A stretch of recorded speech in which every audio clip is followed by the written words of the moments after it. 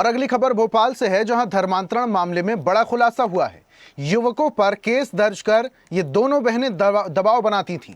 कई शहरों में युवकों पर दोनों बहनों ने मुकदमे दर्ज कराए हैं। भोपाल, अहमदाबाद समेत कई अन्य शहरों में भी एफआईआर कराई है।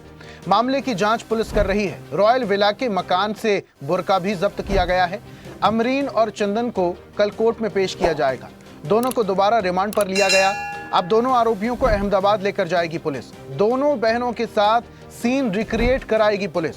पता लगाने की कोशिश हो रही है कि इन बहनों के पीछे किन और लोगों का हाथ भी है। ज्यादा जानकारी के साथ हमारे साथ लाइव जुड़े हुए हैं डिजिटल हेड न्यूज अनिरुद्ध जी। देखिए, और भी कई बड़े खुलासे होना भी बाकी है, और भी कई सारी परतें खुलना भी बाकी है। अहमदाबाद से कुछ लोग इन्हें बचाने के लिए आए थे, इनके पक्ष में आए थे, ये भी खुलासा हुआ है। अभी ये भी खबर मिली है कि पुलिस इन्हें रिमांड पर लेकर और भी कई बड़ी खुलासे करने के लिए तैयारी में है। इनके पीछे कुछ बड़े लोगों का हाथ हो सकता है। क्या इनका जो गिरोह है वो बहुत बड़ा हो सकता है, बहुत बड़ा नेटवर्क हो सकता है?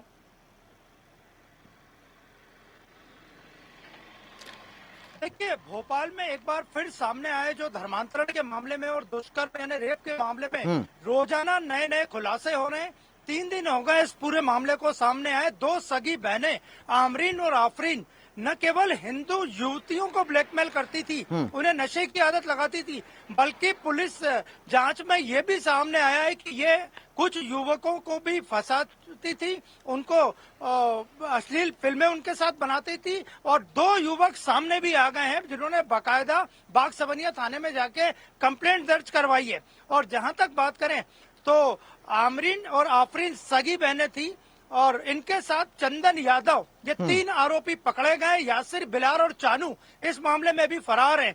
और जहां तक बात करें तो अहमदाबाद से कुछ लोग इन्हें बचाने आए थे, क्योंकि नेटवर्क अहमदाबाद, मुंबई और बेंगलुरु तक फैला हुआ था। ये लड़कियों को सप्लाई करती थी और खासकर इनके टारगेट पे हिंदू समाज की गरीब युवतियां रहती थी। और जिन आरोपियों को रिमांड पर लिया गया था उनकी पुलिस ने रिमांड और बढ़ा ली है, जहां और ये खुद ही स्वीकार कर रहे हैं कि इनके कई सफेद पोश और रसूखदार लोगों से संबंध थे। आज अगर बात करें तो पुलिस कॉल डिटेल खंगालेगी जिसमें कि आफरीन, आमरीन और चंदन यादव के अच्छा अनिरुद्ध जी माफ कीजिए, मैं आपको बीच में रोक रहा हूं। वो संपर्क में थे। अनिरुद्ध जी, ये जो लड़कियों को फंसाया करती थी, जो लड़कियों को ब्लैकमेल किया करती थी, क्या इन लड़कियों पर दबाव बनाया जाता था कहीं और जाने के लिए? उन रसूखदारों से मिलने के लिए भी ये लड़कियां दबाव बनाती थी क्या? बिल्कुल दबाव बनाया जाता था। उन्हें 10 से 12 हजार रुपए महीने की सैलरी दी जाती थी काम के नाम पे। और एक बार वो ड्रग की आदत में पड़ जाते या फिर उनकी अश्लील फिल्म बन जाती तो उन्हें जबरदस्ती ग्राहकों को परोसा जाता था। और ये नेटवर्क अहमदाबाद तक फैला हुआ है, सब पुलिस को भी जानकारी मिली है। और पिछले 2 दिनों से बागसबनिया थाने में संदिग्ध लोगों का आना जाना जारी है। इस पे भी पुलिस और क्राइम ब्रांच पूरी नजर रखे हुए। तो इस मामले में बड़े खुलासे होना बिल्कुल तय है। और ये दोनों लड़कियां न केवल धर्मांतरण करवाती थी, बाकी लड़कों को भी ब्लैकमेल करती थी और लड़कियों का धर्मांतरण भी करवाती थी। हिंदू संगठनों ने कल भी वहां प्रदर्शन किया, आज भी हिंदू संगठन वहां प्रदर्शन करने वाले हैं। और लगातार हिंदू संगठनों की नजर भी इस पूरे मामले पे बनी हुई है। पुलिस इसकी कड़ाई से जांच कर रही है।